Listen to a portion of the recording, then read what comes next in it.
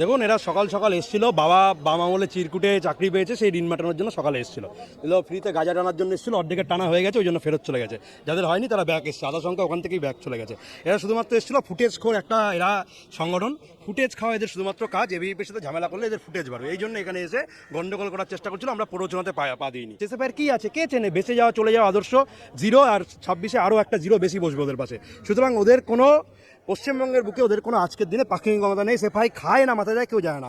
এখানে কলেজ স্ট্রিটে এতগুলো দোকান আছে, একটা দোকান যদি বন্ধ দেখাতে পারেন, আমি আজকের থেকে বিইপি করা ছেড়ে দেবো। আপনার ক্যামেরাম্যানকে ক্যামেরার দোকান দেখাতে বলুন, প্রচুর দোকান, সব দোকান খোলা। এই বৃষ্টির দোকানের মধ্যে দেখুন কত মানুষ আজকে কেনাকাটা করছে বৃষ্টির মধ্যে। বই পাড়াতে কোনো প্রভাব পড়েনি। যাদের বই পাড়াতে কোনো প্রভাব নেই, তারা সমাজে কি প্রভাব পড়বে? যারা ধর্মঘট করতে এসছে তারাও গণপরিবহনে এসছে, তারা বাসে ট্রেনে এখানে বাসে ট্রেনে করে এখানে পৌঁছেছে, এসে বলছে ধর্মঘট। কিসের ধর্মঘট ভাই? তাহলে তুমি বাড়িতে কি করে বেরোলে?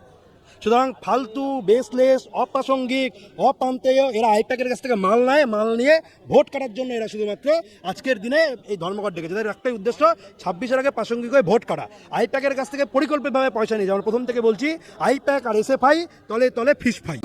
বাংলা হান্টের আরও খবর দেখতে নজর রাখুন। বাংলা খবর মানেই বাংলা হান্ট।